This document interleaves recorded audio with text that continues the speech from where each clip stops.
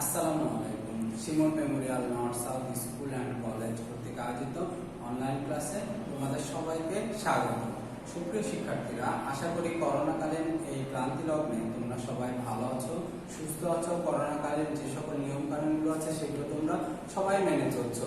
আজকে আমরা তৃতীয় শ্রেণীর গণিত ক্লাস করব, যার উপস্থাপনায় আছি আমি মোহাম্মদ মারুফ শেখ, সহকারী শিক্ষক, Simon Memorial north south school and college, Rajshahi. তৃতীয় শ্রেণীর গণিত ক্লাসে আজকে আমরা ষষ্ঠ অধ্যায় পড়ব, যে অধ্যায়ের বিষয়বস্তু যোগ, বিয়োগ, গুণ ও ভাগ সংক্রান্ত সমস্যা। আজকে এই ষষ্ঠ অধ্যায়ের উপরে আমরা তৃতীয় ক্লাস সম্পন্ন করব, অর্থাৎ প্রাথমিক আলোচনা ব্যতীত এই ষষ্ঠ অধ্যায়ের উপরে আমরা দুইটি ক্লাস ইতিমধ্যে সম্পন্ন করে ফেলেছি। আশা করি অধ্যায়টা তোমরা খুবই ভালোভাবে বুঝতে পারছো এবং আমার সাথে সাথে প্রত্যেকটা ক্লাস খাতায় তুলে নিয়েছো। প্রত্যেকটা ক্লাসের মতো তৃতীয় ক্লাসের শুরুতে আমরা কিছু সংক্ষিপ্ত প্রশ্ন উত্তর জেনে নিব, যেগুলো জানা এই অধ্যায়ের অঙ্কগুলো সমাধান করার জন্য খুবই জরুরি। তো তোমরা সবাই আমার সাথে সাথে খাতা কলম বের করো এবং ক্লাসটা শুরু করো। আসো আমরা দেখে আজকে সংক্ষিপ্ত প্রশ্নগুলো কি কি আছে। প্রথমে আছে, দেখো, ক্ষুদ্রতম জোড় মৌলিক সংখ্যা কত?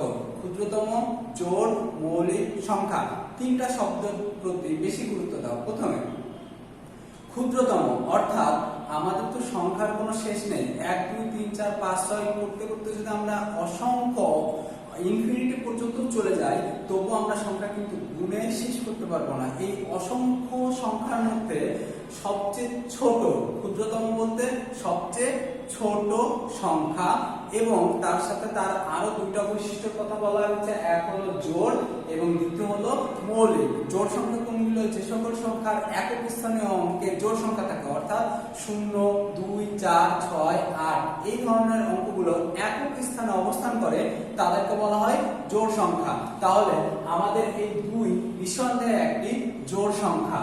দ্বিতীয় শব্দ আসছে, দেখো, মৌলিক। মৌলিক কাকে বলে? যে সংখ্যাকে এক এবং ওই সংখ্যা ব্যতীত অন্য কোন সংখ্যা দ্বারা ভাগ করা যায় না, সে সকল সংখ্যাকে মৌলিক সংখ্যা বলে। আমাদের এই দুই এমন একটি সংখ্যা যে সংখ্যাটি এই তিনটি কন্ডিশনই আমাদের ফিল আপ করে, অর্থাৎ যতগুলো মৌলিক সংখ্যা আছে তাদের ভিতরে একমাত্র জোড় সংখ্যা হলো 2। আবার যত মৌলিক সংখ্যা আছে তাদের মধ্যে সবচেয়ে ছোট সংখ্যা হলো 2। তোমরা বলতে পারো, কেন স্যার 2 এর চেয়ে তো 1 ছোট? কিন্তু আমরা 1 এর বৈশিষ্ট্য যখন পড়েছিলাম প্রাথমিক আলোচনায়, তখন আমরা পড়েছিলাম এরকম যে 1 না যৌগিক সংখ্যা না মৌলিক সংখ্যা। তাহলে আমাদের মৌলিক সংখ্যার জগতে আর কোনো জোড় সংখ্যা নাই, অর্থাৎ যত মৌলিক সংখ্যা আছে প্রত্যেকেই বিজোড়, শুধুমাত্র এই 2 হলো জোড়, এবং যত মৌলিক সংখ্যা আছে তার মধ্যে সবচেয়ে ছোটকে এই 2। খ নাম্বার আছে, দেখো, গুণনীয়কের অপর নাম কি? গুণনীয়কের অপর নাম উৎপাদক। আমরা ক্লাসের শুরুতেই এটা জেনেছিলাম যে আমরা এই যে একটা সংখ্যাকে যতগুলো সংখ্যা দ্বারা ভাগ করতে পারি তাদেরকে ওই সংখ্যার গুণনীয়ক বলা হয়। একটা সংখ্যা, মনে করো 8 কে আমরা ভাগ করতে পারি 8 নিজেকে দ্বারা নিজে ভাগ করতে পারে, 4 দ্বারা 8 কে ভাগ করতে পারি, 2 দ্বারা 8 কে ভাগ করতে পারি, 1 দ্বারা 8 কে ভাগ করতে পারি। অর্থাৎ এই 1 2 4 এবং 8 এরা প্রত্যেকে 8 এর গুণনীয়ক। এই গুণনীয়ক গুলোকে আমরা উৎপাদক নামেও ডাকতে পারি। অর্থাৎ প্রশ্নে যদি এরকম বলা হয় যে 8 এর উৎপাদক সমূহ নির্ণয় করো অথবা 8 এর গুণনীয়ক সমূহ নির্ণয় করো, দুইটা প্রশ্নের উত্তর একই রকম, অর্থাৎ যাহা উৎপাদক তাই গুণনীয়ক। তাহলে গুণনীয়কের অপর নাম কি? গুণনীয়কের অপর নাম উৎপাদক। গ নাম্বারে আছে, দেখো, গাণিতিক বাক্য কাকে বলে? গাণিতিক বাক্য কাকে বলে? সংখ্যা, প্রতীক বা গাণিতিক ধারণা সম্বলিত বাক্যকে গাণিতিক বাক্য বলে। কাকে গাণিতিক বাক্য বলে? যে বাক্যে সংখ্যা থাকবে, গাণিতিক প্রতীক থাকবে বা কোন একটা গাণিতিক ধারণা প্রকাশ করবে, এই ধরনের বাক্যকে আমরা কি বলবো? গাণিতিক বাক্য। আমরা গাণিতিক বাক্যের একটা উদাহরণ 9 নম্বরে দেখতে পাচ্ছি। দেখো, ফাঁকা ঘর যোগ 5 = 72। এটি কিসের উদাহরণ? এটা একটি গাণিতিক বাক্যের উদাহরণ। কেন গাণিতিক বাক্যের উদাহরণ? দেখো, এখানে 72 এবং 5 এই দুইটা গাণিতিক সংখ্যা, যোগ এটা হলো গাণিতিক প্রতীক, আর সমান সমান এগুলো হলো এটাও গাণিতিক এক ধরনের প্রতীক, এবং এই যে ফাঁকা ঘর আছে এগুলো বিভিন্ন গাণিতিক সংজ্ঞাকে প্রকাশ করে থাকে। অর্থাৎ সর্বসাকুল্যে যদি এই বাক্যটাকে আমরা বিবেচনা করি তাহলে এটা একটি কিসের উদাহরণ? এটা একটি গাণিতিক বাক্যের উদাহরণ। আমাদের খ নাম্বার আছে, দেখো, যে কোনো সংখ্যার গুণনীয়ক কোনটি? কিছুক্ষণ আগে আমরা যখন 8 এর গুণনীয়ক নির্ণয় করলাম তখন আমরা 8 কে 8 দ্বারা ভাগ করেছি, 8 কে 4 দ্বারা ভাগ করেছি, 8 কে 2 দ্বারা ভাগ করেছি, 8 কে এক দ্বারা ভাগ করেছি। এখন তুমি চিন্তা করো, এমন কোন সংখ্যা আছে যাকে এক দ্বারা ভাগ করা যায় না? পৃথিবীতে প্রত্যেকটা সংখ্যায় এক দ্বারা বিভাজ্য, অর্থাৎ এক যে কোনো সংখ্যারই গুণনীয়। যে কোনো সংখ্যার গুণনীয় কোনটি? এক। তাহলে এক হলো যে কোনো সংখ্যারই গুণনীয়। আশা করি আজকের যে 5টি সংক্ষিপ্ত প্রশ্ন ছিল সেগুলো তোমরা বুঝতে পেরেছো এবং খাতায় তুলে নিয়েছো। এবার আমরা সৃজনশীল অঙ্কের সমাধানে চলে যাব। চলো দেখে আমাদের উদ্দীপক কি আছে। আমাদের উদ্দীপক হিসেবে আছে একটি ঝুড়িতে লিচু ছিল 83টি। তানভীর এ থেকে 6টি নিল এবং বাকি লিচু তার 7 বন্ধুকে সমান ভাগে ভাগ করে দিল। ঝুড়িতে লিচু ছিল কয়টি? 83টি।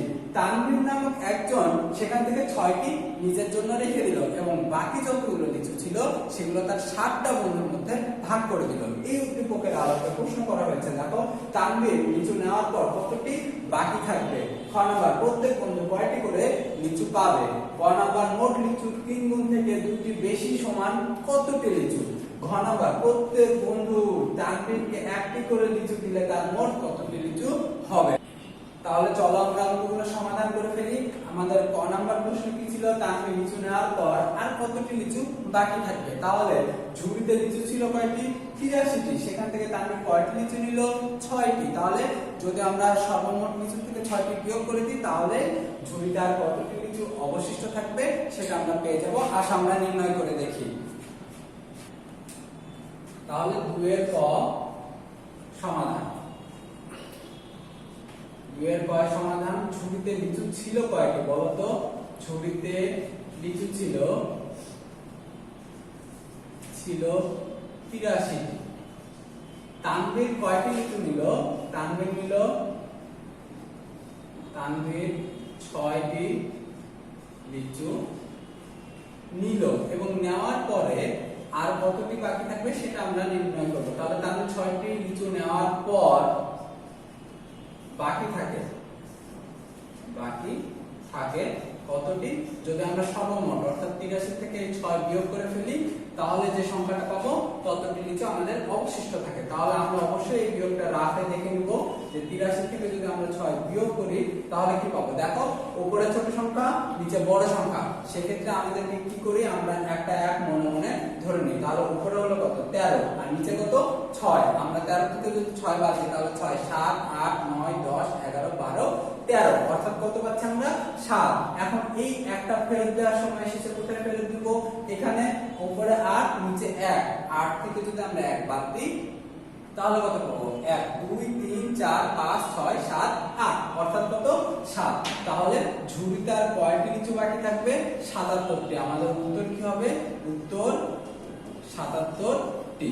তাহলে আমাদের তানভীর 6টি লিচু নিয়ে নিল, ঝুড়িতে যতগুলো ছিল সেখান থেকে 6টি নেওয়ার পরে আর মাত্র 77টি লিচু অবশিষ্ট থাকলো। চলো আমরা এবার খ নাম্বার প্রশ্ন সমাধান করি। আমাদের খ নাম্বারে ছিল প্রত্যেক বন্ধু কয়টি করে লিচু পাবে। তাহলে প্রত্যেকটা অবশিষ্ট থাকলো কয়টা? 77টা। এই 77টা লিচু কয়জন বন্ধু পাবে? 7 জন। তাহলে 7 জন পায় কয়টি? 77টি। তাহলে একজন পাবে কতটি? 77কে যদি আমরা 7 দিয়ে ভাগ করে দিই তাহলে পেয়ে যাব যে প্রত্যেকজন কতটি করে লিচু পাবে। তাহলে আসা আমরা নির্ণয় করে দেখি প্রত্যেকে কতটি করে লিচু পাবে। আমাদের এটি 2 এর খ নাম্বারের সমাধান। 2 এর খ এ আমরা কি লিখব? 7 জন পায়। 7 জন পায় 77টি। তাহলে অতএব একজন পায় কতটি? আমরা 77কে ভাগ করব 7 দিয়ে। তাহলে আমরা এখন রাফে 7 কে দিয়ে 77কে ভাগ করব। সেক্ষেত্রে আমরা 7 এর ঘর নাম করব। দেখো 7 10 এর যে 70 সেটা আমাদের এই পর্যন্ত সবাই মুখস্থ। তারপরে 70 এর সাথে যদি আমরা একটা 7 যোগ করি তাহলে কত পেয়ে যাব? 70 আর 7 যোগ করলে 77, অর্থাৎ কতটা 7 নিয়ে 77 হচ্ছে?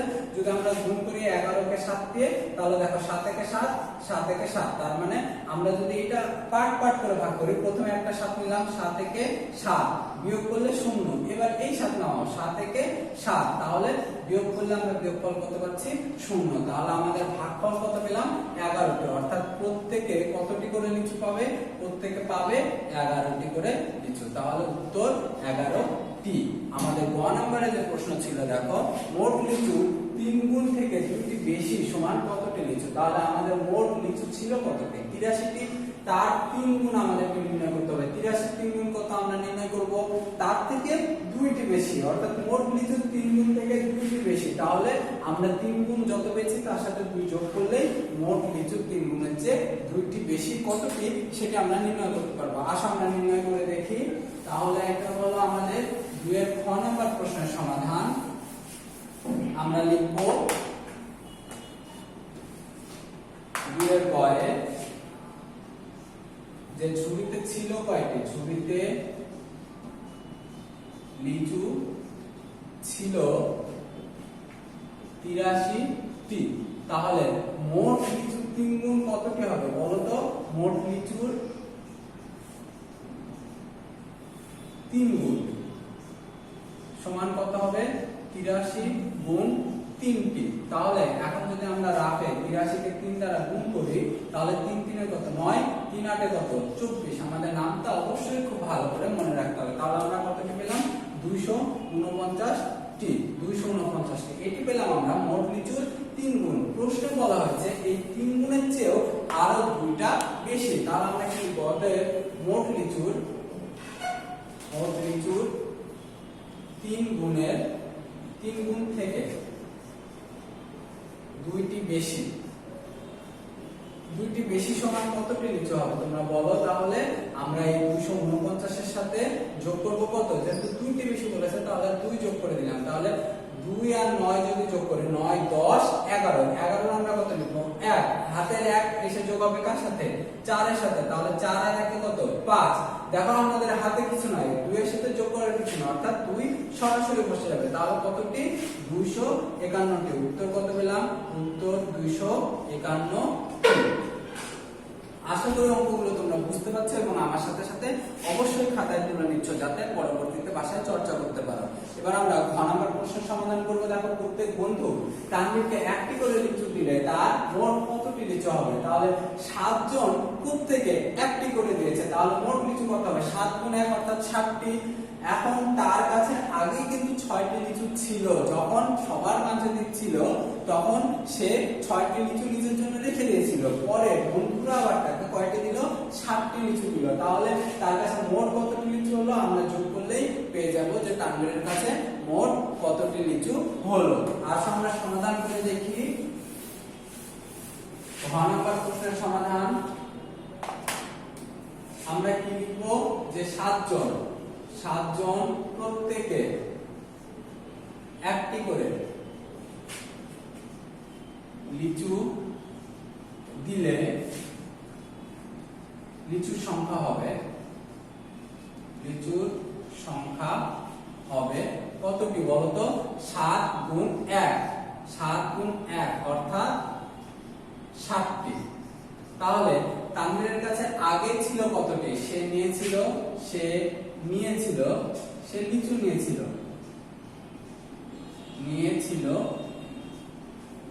কতটি? 6টি। বন্ধুরা দিল কতটি? বন্ধুরা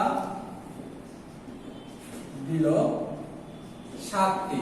তাহলে আমরা যদি যোগফল নির্ণয় করি তাহলে কি পেয়ে যাবো? তার কাছে মোট কতটি লিচু হলো। তাহলে মোট হলো 6 আর 7 যোগ করলে কত হয়? এই যোগ তো তোমরা সবাই পারো, আমার সাথে সাথে যোগটা করে ফেলো। 6 7 8 9 10 11 12 13, অর্থাৎ কতটি? 13টি লিচু তানভীরের কাছে মোট হলো। উত্তর হবে কতটি? উত্তর 13টি। আশা করি তোমরা সবাই অঙ্কটি বুঝতে পেরেছো। এবার আমরা আরো একটি সৃজনশীল অঙ্ক সমাধান করব। দেখো তার উদ্দীপক হিসেবে কি আছে? উদ্দীপক হিসেবে আছে ছেলের বয়স 18 বছর এবং মায়ের বয়স 54 বছর। ছেলের বয়স 18 বছর এবং মায়ের বয়স 54 বছর। প্রশ্ন করা হয়েছে মায়ের বয়স ছেলের বয়সের কত গুণ? মায়ের বয়স ছেলের বয়সের কত গুণ? খ নম্বর আছে 2 বছর পূর্বে ছেলে ও মায়ের বয়স একত্রে কত বছর ছিল নির্ণয় করো। 2 বছর পূর্বে ছেলের বয়স কত ছিল, মায়ের বয়স কত ছিল, মোটটা বের করতে বলা হয়েছে এবং 10 বছর পর তাদের মোট বয়সটা নির্ণয় করতে বলা হয়েছে। আসো আমরা নির্ণয় করে দেখি। ক নম্বর প্রশ্ন কি ছিল? মায়ের বয়স ছেলের বয়সের কত গুণ? তাহলে ছেলের বয়স 18 বছর এবং মায়ের বয়স কত? 54 বছর। এটা আমাদের উদ্দীপকে দেওয়া আছে এবং বলা হয়েছিল যে আর বের করতে বলা হয়েছে মায়ের বয়স ছেলের বয়সের কত গুণ। তাহলে আমরা যদি মায়ের বয়স ছেলের বয়সের কত গুণ বের করতে চাই তাহলে মায়ের বয়সকে ছেলের বয়স দ্বারা ভাগ করলে পেয়ে যাব যে মায়ের বয়স ছেলের বয়সের কত গুণ। আসো আমরা নির্ণয় করে দেখি। 3 এর ক নম্বরের সমাধান করব আমরা এখন। 3 এর ক, তাহলে উদ্দীপকে কি দেওয়া ছিল? ছেলের বয়স 18 বছর এবং মায়ের বয়স কত দেওয়া ছিল? মায়ের বয়স 54 বছর। তাহলে আমাদেরকে নির্ণয় করতে বলা হচ্ছে মায়ের বয়স ছেলের বয়সের কত গুণ, সেটা আমরা কিভাবে পাবো? সেটা আমরা যদি 54 কে 18 দ্বারা অর্থাৎ মায়ের বয়সকে ছেলের বয়স দ্বারা ভাগ করি তাহলে পেয়ে যাব কত গুণ। তাহলে 54 কে যদি আমরা 18 দ্বারা ভাগ করি, রাফে 54 কে 18 দ্বারা, এই সব ভাগের ক্ষেত্রে সাধারণত কি করতে হয় জানো? এই যে 18 কে আমরা 1 2 3 4 এভাবে গুণ করতে থাকবো এবং দেখব যে কোন সময় যে আমরা 54 পাই। অর্থাৎ আমাদের তো সাধারণত 18 করে 90 পর্যন্ত মুখস্থ থাকে না, সেই ক্ষেত্রে আমরা এটা নির্ণয় করে নেব। দেখো 18 কে যদি আমরা 3 দ্বারা গুণ করি, 3 8 24 এর 4, হাতে থাকে কত বলো? হাতে থাকে 2, 3 1 3 আর 2 কত? 5। তাহলে আমরা দেখো 18 কে যদি 3 দ্বারা গুণ করি তাহলে গুণফল কত পাচ্ছি? 54 বছর। তাহলে মায়ের বয়স ছেলের বয়সের কত গুণ? 3 গুণ। উত্তর কত হবে? উত্তর 3 গুণ। আশা করি অঙ্কটা তোমরা আমার সাথে তুলে নিয়েছো। এবার আমরা দ্বিতীয় অঙ্কের সমাধান করব। দেখো 2 বছর পূর্বে ছেলে ও মায়ের বয়স একত্রে কত ছিল? তাহলে 2 বছর পূর্বে ছেলের বয়স কত ছিল? 2 বছর পূর্বে। তাহলে আমাদেরকে এই বর্তমান যে বয়স সেখান থেকে 2 বিয়োগ করে দিলে আমরা 2 বছর পূর্বে যে বয়স ছিল সেটা পেয়ে যাব। একইভাবে মায়ের 2 বছর পূর্বে বয়স আমরা নির্ণয় করব এবং তারপর 2 বছর পূর্বে ছেলে আর মায়ের মোট বয়স আমরা দুজনের বয়সটা যোগ করে দিলেই পেয়ে যাব। তাহলে আসো আমরা নির্ণয় করে দেখি 2 বছর পূর্বে ছেলে ও মায়ের মোট বয়স কত ছিল। তাহলে 3 এর খ নম্বরের সমাধান করব। লিখব 2 বছর পূর্বে ছেলের বয়স কত ছিল? 18 থেকে আমরা যদি 2 বাদ দিই তাহলে পেয়ে যাব 2 বছর পূর্বে। তাহলে 18 থেকে 2 বাদ দিলে কত? 8 থেকে 2 বাদ দিলে 6 আর 1 16 বছর। আর 2 বছর পূর্বে মায়ের বয়স কত ছিল? দেখো 2 বছর পূর্বে মায়ের বয়স, মায়ের বর্তমান বয়স ছিল 54, সেখান থেকে আমরা বিয়োগ করব কত? 2। তাহলে 4 থেকে 2 বাদ দিলে 2 আর 5, তাহলে কত বছর পেলাম আমরা? 52 বছর। তাহলে এবার আমরা নির্ণয় করব কি? অতএব 2 বছর পূর্বে, অতএব 2 বছর পূর্বে ছেলে ও মায়ের মোট বয়স কত হবে বলো? এই 16 আর 52 যোগ করব, তাহলে 16 যোগ কত? 52 বছর। যদি যোগটা আমরা রাতে করি, দেখো 16 কে যদি আমরা 52 এর সাথে যোগ করি তাহলে 6 আর 2 যোগ করলে কত? 8, 5 আর 1 কত?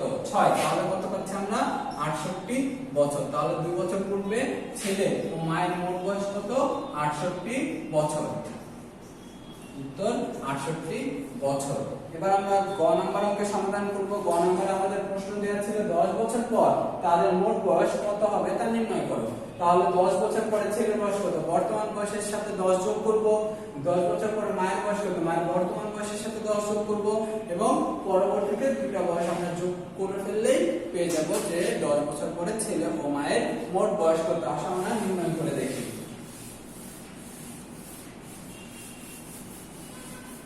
3 এর খ নাম্বার প্রশ্ন সমাধান। খ, তাহলে 10 বছর পরে ছেলের বয়স, 10 বছর পর ছেলের বয়স কত হবে? 18 বর্তমান বয়স, তার সাথে আমরা কত যোগ করব? 10 বছর পর, তাহলে এত বছর। তাহলে 18 আর 10 যোগ করলে 0 আর 8 8, 1 আর 1 কত? 2, 28 বছর। আর 10 বছর পর মায়ের বয়স কত হবে? মায়ের বয়স বর্তমান বয়স হলো 54, তার সাথে আরো 10 যোগ, এত বছর। তাহলে 4 আর 0 যোগ করলে 4, 5 আর 1 6, কত?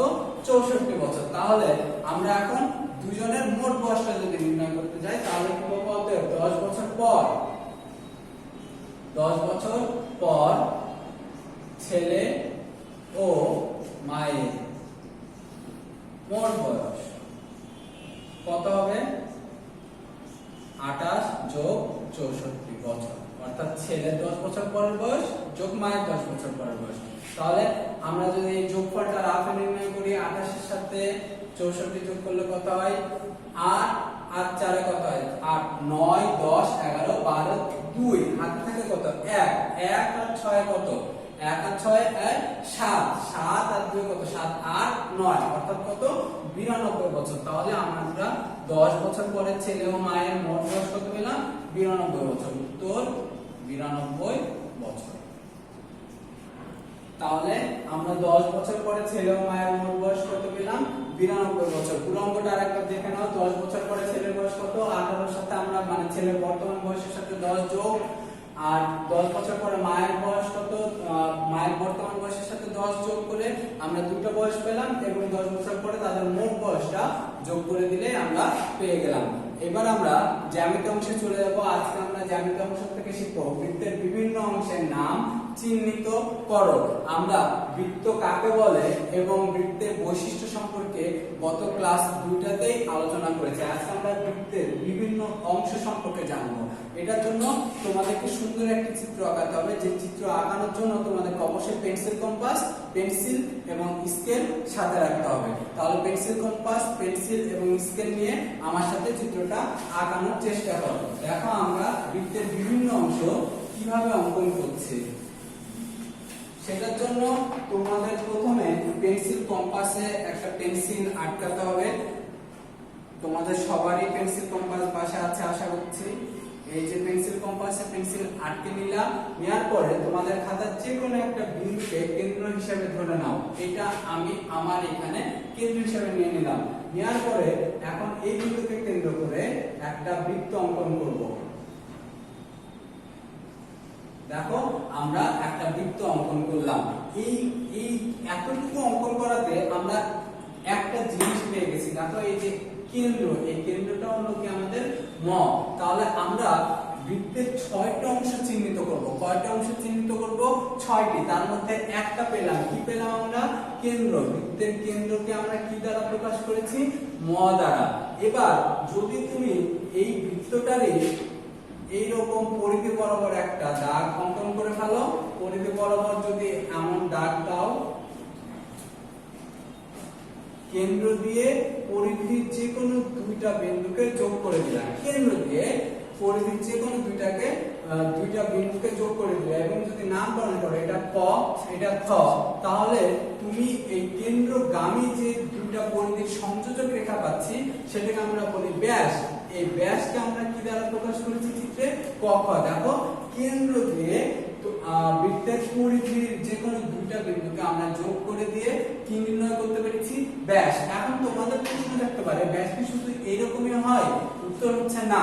আমরা যদি এইভাবে কেন্দ্রগামী একটা সরলরেখা অঙ্কন করি যেটাতে বৃত্তের পরিধির দুই পাশে ছেদ করবে, সেটাও একটি ব্যাস। আমরা যদি এইভাবে অঙ্কন করি, এইভাবে অঙ্কন যেভাবে করি, কন্ডিশন হচ্ছে কেন্দ্র দিয়ে যেতে হবে এবং পরিধির যে কোনো দুইটা বিন্দুকে ছেদ করতে হবে।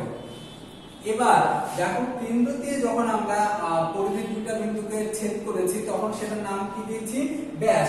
আর যদি এই রেখাটা কেন্দ্র দিয়ে না যায়, আমরা কেন্দ্রের বাইরে এমন যদি রেখা আঁকাতে পারি না, বলো?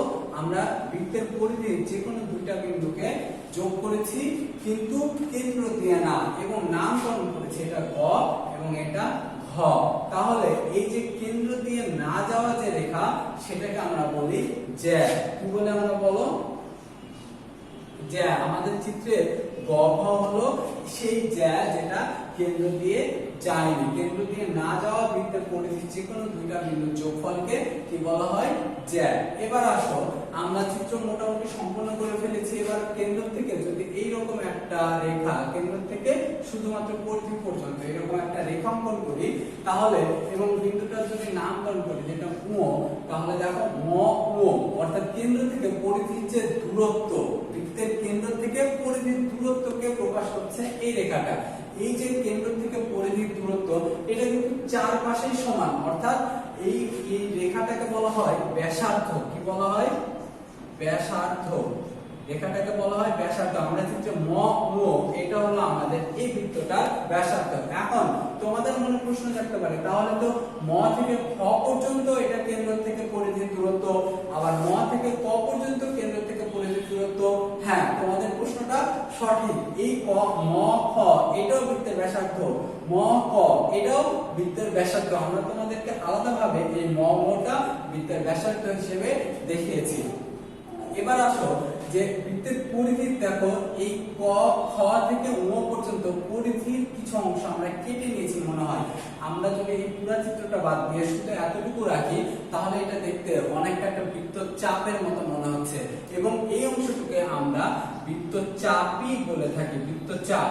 এই বৃত্তচাপটা আমাদের চিত্রে বৃত্তচাপ কোনটা, খ ও, এটা হলো আমাদের এই বৃত্তটার বৃত্তচাপ। এখন তোমাদের মনে প্রশ্ন এটা থাকতে পারে যে ক ওটাও তো একটা বৃত্তচাপ। হ্যাঁ, এটাও একটা বৃত্তচাপ, আবার ক খ এটাও একটা বৃত্তচাপ, কিন্তু এই ক গ এটা কিন্তু কোনো বৃত্তচাপ না। কেন? বৃত্তচাপ হতে হলে তোমাকে কেন্দ্রে একটা কোণ তৈরি করতে হবে। দেখো খ ও এটা কেন্দ্রে কিন্তু একটা কোণ তৈরি করেছে, ক ও এটা কিন্তু কেন্দ্রে একটা কোণ তৈরি করেছে, আবার ক খ এটাও কেন্দ্রে একটা কোণ তৈরি করেছে। এটা প্রত্যেকই এই বৃত্তটার বৃত্তচাপ। কিন্তু ক গ এটা কি কেন্দ্রের সাথে কোনো সম্পর্ক আছে এদের? নাই, তার মানে এটা বৃত্তচাপ না। আর এই যে পুরা বা এই যে রেখাটা যেটা বৃত্তটাকে ঘিরে রেখেছে, এই রেখাটাকে বলা হয় পরিধি। আমরা পরিধি দেখতে পাচ্ছি ক ঘ ক গ ঘ খ ও, এই পুরোটা হলো আমাদের এই আমরা যে বৃত্তটা আঁকেছি সেই বৃত্তটার পরিধি। তাহলে পরিধিকে আমরা কিভাবে লিখবো? পরিধি, আমাদের বৃত্তটার পরিধি হলো ক গ ঘ খ এবং ও। আমরা চিত্রে পরিষ্কারভাবে আরেকবার দেখি বৃত্তর 6টা অংশ এবং কি কি। আশা করি তোমরা আঁকানোটা শিখে গেছো যে আমরা বৃত্তের 6টা অংশ কিভাবে অঙ্কন করলাম। দেখো, আমাদের এই ম কেন্দ্র বিশিষ্ট এটা হলো একটা বৃত্ত, যার ম ও এটা ব্যাসার্ধ, ক খ ব্যাস, গ ঘ জ্যা, এবং এই ক গ ঘ খ ম এটা হলো পরিধি, আর খ ও এটা হলো এই বৃত্তটার একটি চাপ। আমরা এখানে সেই কথাগুলো সুন্দর করে লিখে রেখেছি যে কোনটা কেন্দ্র, কোনটা ব্যাস, ব্যাসার্ধ কোনটা, জ্যা কোনটা, বৃত্তচাপ এবং পরিধি কোনটা কোনটা। আশা করি আজকের ক্লাস তোমাদের ভালো লেগেছে। আগামী দিন এই ক্লাসের উপরে তোমাদের টপলেস 3 অনুষ্ঠিত হবে এবং জ্যামিতি অংশ থেকে থাকবে বৃত্তের বিভিন্ন অংশ। সুতরাং আজকের ক্লাসটি বাসায় বেশি বেশি চর্চা করো যেন টপলেসটি তোমরা ভালোভাবে দিতে পারো। আগামী ক্লাস দেখার আমন্ত্রণ জানিয়ে আজকে এখানেই শেষ করছি। সে পর্যন্ত তোমরা সবাই ভালো থাকো, সুস্থ থাকো।